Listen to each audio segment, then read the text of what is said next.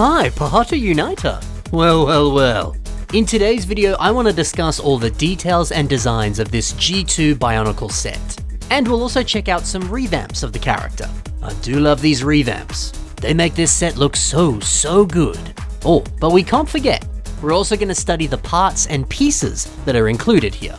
And I'll show you some ways that other builders have used them in their own creations. Let's get you some inspiration. Pohatu Uniter. There's some nice stuff going on here. We have the return of the classic stone boulder that came in the original version of the set. Sure, this one's dark bluish grey, it used to be brown, but you know, it's close enough.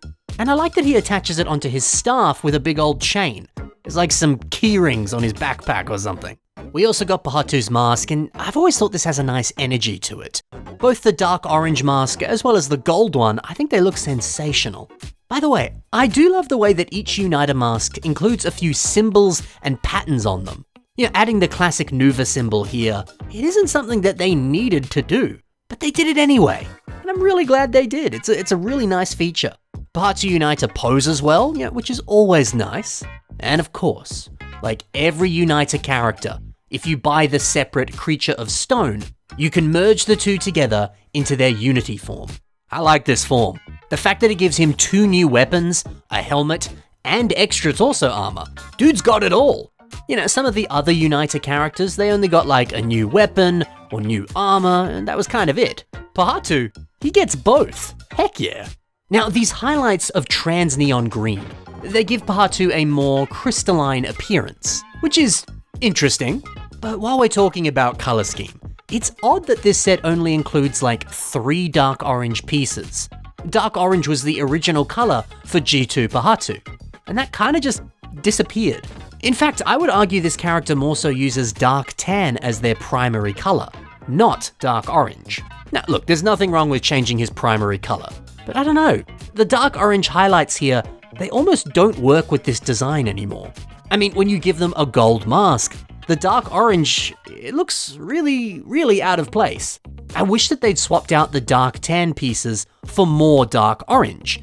I think the color scheme would just look a lot more consistent this way.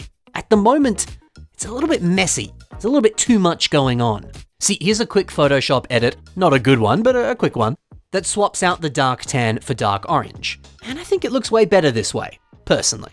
Yeah, I don't know, some of the Uniter sets, they made a few odd color choices. But hey, I still think the set is pretty good despite this. However, the pieces that come in this set, they're wonderful. Let's look at some of the best parts that we get here and see how we could use them. Both of Pohatu's masks are sick. Here's one way that you could use the standard dark orange version. Dylan Meaves made a CCBS hoodie, and take a look at that face design. We've got Pohatu's mask upside down and on top of the face, which that in itself is a great idea. But hey, the fact that that mask has that silver highlight on the top, now this creates this awesome transition of silver from the head into the beak. Look at that. Dylan is taking advantage of both the shape of the mask and the color that it has. That's some great thinking. Like I mentioned before, we also get Pohatu's boulder in this set. How could you use this on a mock? Well, Kevin H has built their own take on Tahu, and zooming in a little bit, we can see sections of these boulders have been used. However, they are in trans orange. And I think Kevin has used these parts very well. We see them as abs, pecs. They're also being used as knee pads and lower leg armor. And you know what? These look incredible in every single section. Why not use the same thing but use the dark bluish grey variant instead? I think these same designs would look great on a dark bluish grey Tower of Stone. Interesting idea. Now you get a couple of dark tan CCBS shells in this set. Even though I wish they were swapped out for dark orange in the set, these pieces are still lovely, especially in this color. Bionic Forge uses them on a mock called Thuron, the First Tower of Stone. You know, 2 of them for chest armor and then 2 more for knee pads. Yo, that's awesome. And dude, dark tan and sand red. That is an exceptional color scheme. Sadly, sand red is a very rare and discontinued LEGO color. So if you want to do this at home, might be a little bit hard to recreate. But you know, if you have some sand red in your collection, I highly encourage you to copy this magnificent color scheme. Gosh, I love sand red. If there was one LEGO color I wish that LEGO would bring back, it's that one. That and chrome pieces. I do love chrome. Anyway, Mitch Builds uses this piece on their Rakshi of Shattering. spamming heaps of them together and then attaching them all along the back. It makes for one of the coolest spine designs I've ever seen. And actually, this MOC also uses a few other pieces that come on this set. The silver Skrull armor that appears on Pohatu's shoulders, we can see that piece here on the lower arms, as well as on the knees. Maybe you could use these pieces in a pretty similar way. Oh, also, the staff here, it's using these crystalline parts that came on Pohatu's knees. I like that. But how else could we use this piece? Well, OK Susu has a MOC here that's using them for a funky looking hair design. And this is just so fun. I never would have expected this to look this good as hair. Okay, that's how you can use some of the pieces from this set. Now, let's look at a few revamps of Pohatu. Bob the Doctor 27, they have their own take on this set. And you see, this is the kind of color scheme I was hoping to see on the set. Yes, this MOC keeps the dark tan, but they've included way more dark orange. And actually, I love how that looks. Maybe if the original set did something similar, it would have looked better. Oh, and of course, as well, they've also removed the trans neon green and introduced trans orange instead. When you do that, you get something quite special.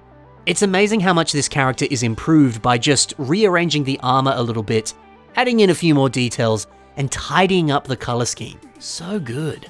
Anderson Nerdworks gives us a MOC that's titled Pohatu, Stone Servant of the Pharaoh's Quest. So I guess this is kind of a mashup of Bionicle and the original LEGO theme, Pharaoh's Quest. I love that. I'm always a bit of a sucker for mashups of LEGO themes like this.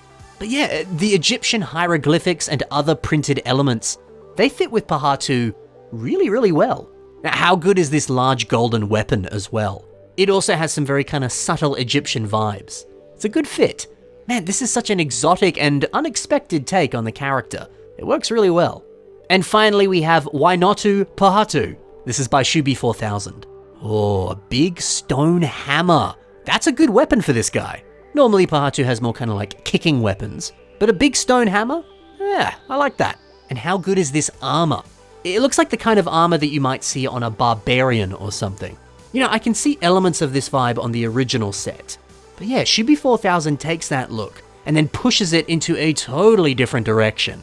He takes the best parts of this set, draws them out, and makes them even better.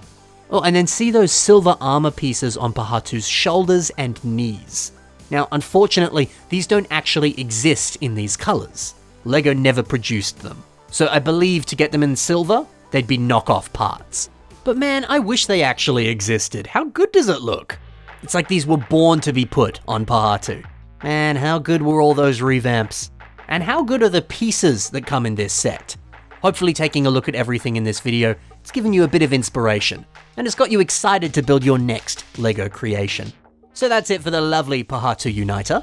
Before you go, be sure to check the links in the description below and see more from the builders that I highlighted today. Otherwise, thanks for watching guys, happy building, and bye for now.